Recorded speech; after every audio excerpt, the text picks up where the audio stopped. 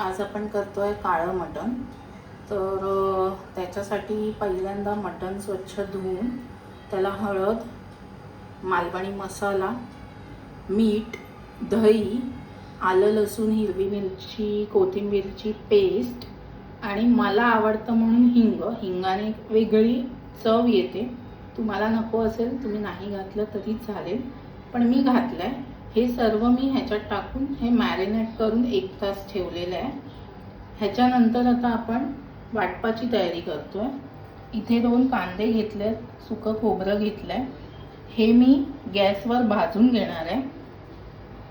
आणि फोडणीला कांदा, 1 हिरवी मिरची, खडा मसाला, कोथिंबीर आणि हे ओलं खोबरं थोडं घेतलंय, हे पण मी भाजून घेणार आहे।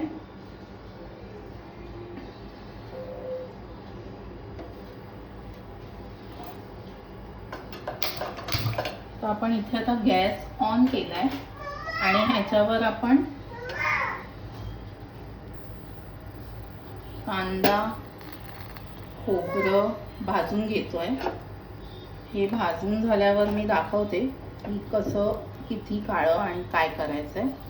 आणि आपण नॉर्मल खोबरं हे कढईत भाजून घेणार आहोत। आपण मटण हे शिजवून घेणार आहोत, तर त्याच्यासाठी मी इथे कुकर ठेवलाय आणि कुकरमध्ये मी 2 ते 3 टेबलस्पून एवढं तूप टाकते। तुमच्यावर आहे, तुम्ही तेलही वापरू शकता, पण मला तुपात आवडतो सो मी तूप टाकलंय।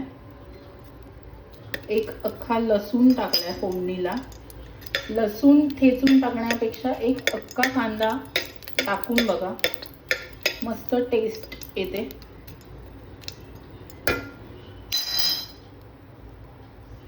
आणि जो बारीक चिरलेला कांदा आहे तो आणि 1 हिरवी मिरची हे मी फोडणीला टाकते।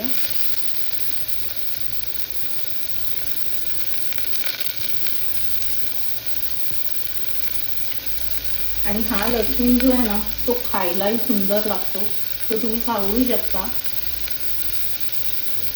अप्रतिम लागतो तो मटणमध्ये शिजल्यानंतर। तर थोडं आपण चांगलं लाल करून घेतोय।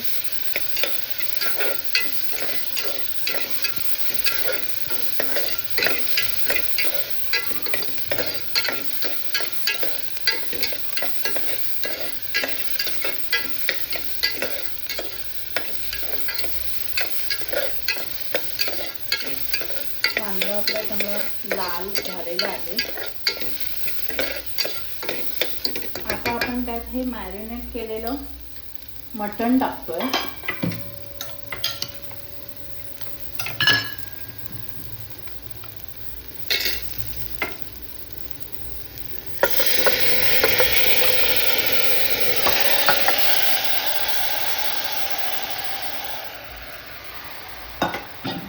आणि ते चांगलं परतून घेतो।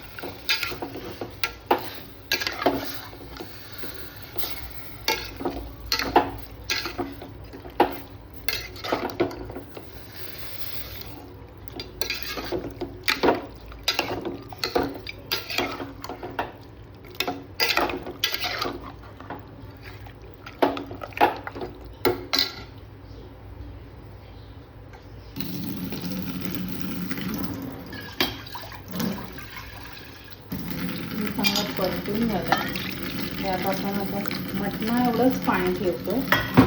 पाणी तुम्ही नंतर कमी जास्त करू शकता, तुमच्या कन्सिस्टन्सीवर आहे। मला लागलं तर मी नंतर टाकीनच, पण आता शिजण्यापुरतं मी मटणा एवढंच पाणी ठेवलेलं आहे। आणि ह्याला मी आता झाकण लावून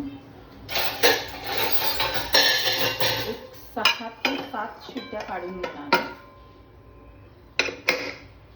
कारण कुकरच्या वाफेचंही पाणी सुटतं आणि तेही त्याच्यात वाढतं।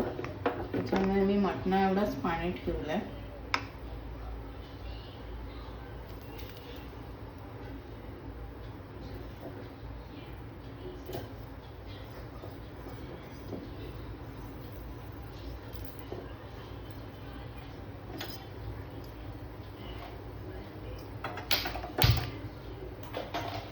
आणि मी दुसऱ्या बाजूला ती कढई ठेवली आहे.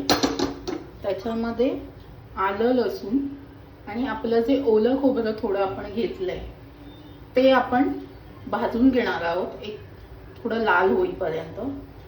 त्याच्यासाठी मी 2 टेबलस्पून तेल टाकते.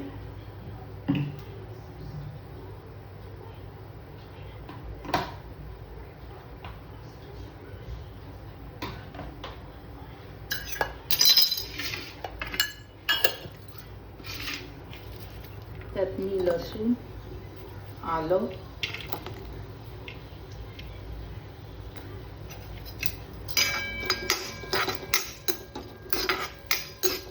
छान भाजून घेते आधी.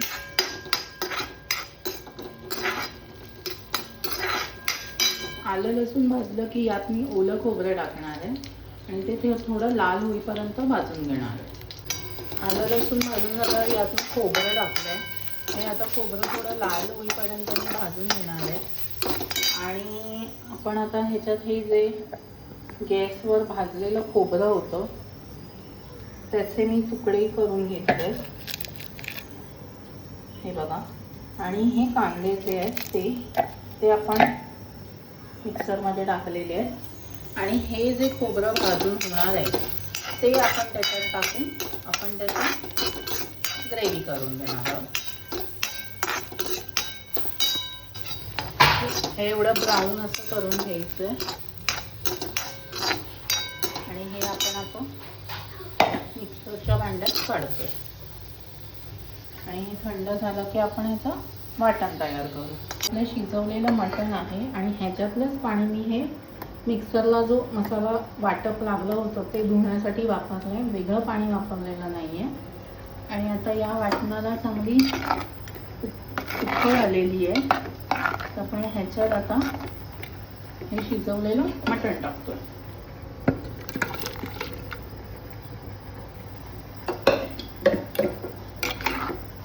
आणि चांगलं मिक्स करून घेतोय.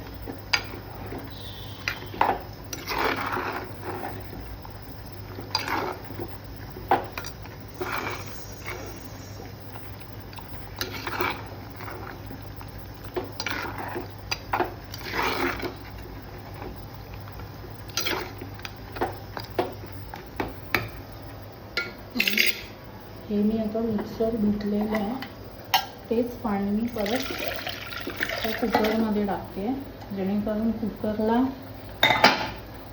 जे काही मटण लागलेलं आहे ते आपण व्यवस्थित ह्याच्यात ॲड करू.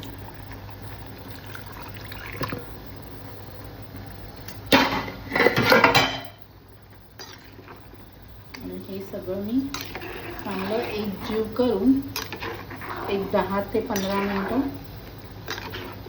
झाकण ठेवून शिजवणार जेणेकरून ते आटेल सुद्धा.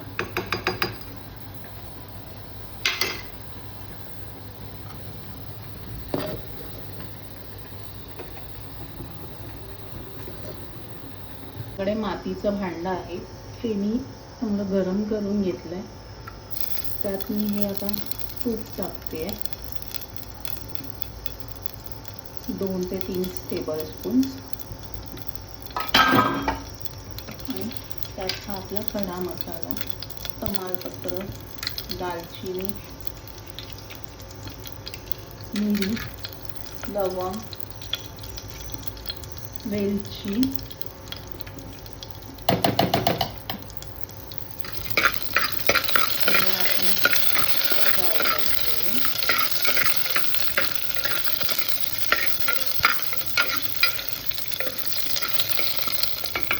फ्राय केल्यानंतर आपण यात 1 टेबलस्पून मालवणी मसाला,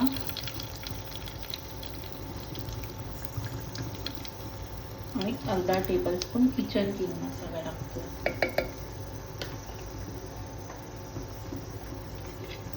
आणि तो आपण चांगला फ्राय करून घ्यायचा. हे फ्राय करून झाल्यानंतर यात आपण हे जे वाटण केलंय ते टाकतोय.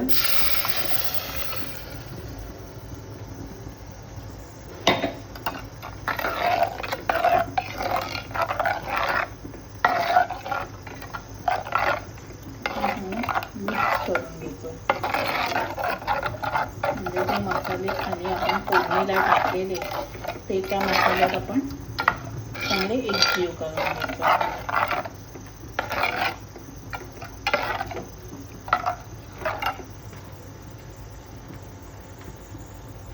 आणि यात मी मसाल्याच्याच अंदाजाने मीठ टाकते, कारण आपण मटण उकडताना मीठ टाकलेलं आहे,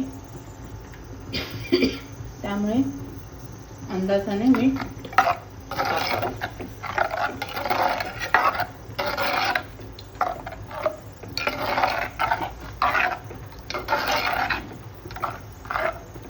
याला एक उकळी आली की आपण शिजवलेलं मटण याच्यात टाकणार आहोत. हे बघा, तर आपलं हे छान मटण झालेलं आहे. मला एवढी कन्सिस्टन्सी हवी आहे, जेणेकरून आपण भाताबरोबर पण खाऊ शकतो आणि चपाती भाकरी बरोबर. सो माझं मटण रेडी आहे.